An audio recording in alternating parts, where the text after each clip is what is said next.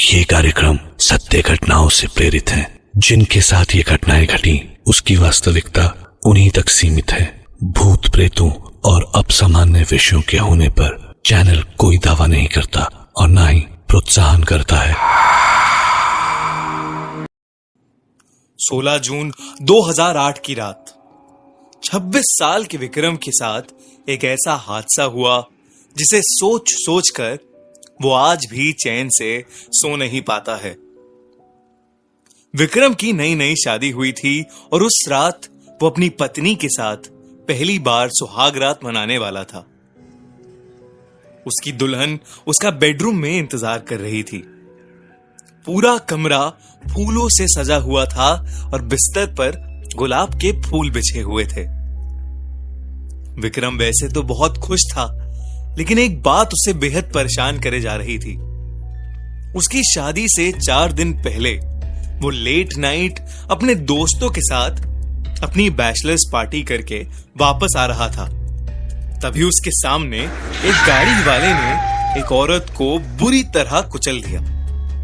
विक्रम को समझ नहीं आया कि वो क्या करे और वो उस औरत को सड़क पर तड़पता हुआ छोड़कर घर आ गया।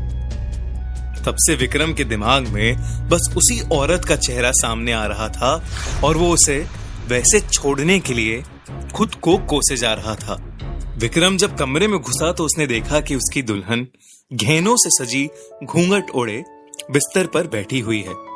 उसके चेहरे पर हल्की सी मुस्कान थी, जिसे देखकर विक्रम अपनी टेंशन को बिल्कुल भूल गया और अपनी दुल्हन के पास गया।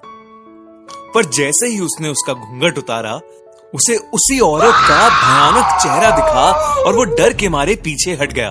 उसने देखा तो वहां उसकी खूबसूरत बीवी ही थी, जो उसके ऐसे रिएक्शन को देखकर काफी चिंतित हो गई। विक्रम ने उसको सॉरी बोला और बताया कि वो थोड़ा परेशान चल रहा है और उसे सो जाना चाहिए। इतना कहकर विक्रम लाइट बंद करके लेट गया और उसकी बीवी भी सो गई। देर रात रूम के अंधेरे में खिड़की से आती हुई एक रोशनी सीधा विक्रम के मुंह पर पड़ रही थी, जिसकी वजह से उसकी नींद खुल गई। जब उसने आंखें खोल के देखा तो उसके रूम में काली परछाई थी, जो धीरे धीरे उसकी तरफ आ रही थी। एकदम से कमरे की सारी लाइट्स ऑन ऑफ होने लगी और वो परछाई बड़ी होती चली गई। अचानक उसके सामने वही औरत खड़ी थी। विक्रम ये देखकर बहुत ज्यादा डर गया और चिल्ला उठा। उसके चिल्लाने की आवाज से उसकी बीवी की नींद खुल गई और उसके लाइट ऑन करते ही उसने देखा कि विक्रम बिस्तर पर बेहोश पड़ा है। उसने बाकी घर वालों को बुलाया और उस पर पानी छिड़का।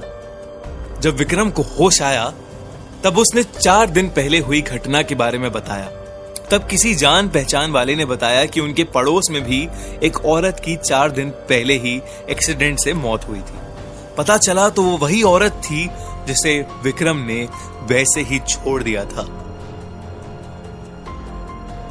विक्रम ने भगवान से अपनी भूल के लिए माफी मांगी। विक्रम को आज तक नहीं पता कि उस औरत की आत्मा सच में उस रात आई थी या वो सब बस उसके दिमाग की उपज थी। पर उस रात के बाद से विक्रम को वो औरत कभी नहीं दिखी।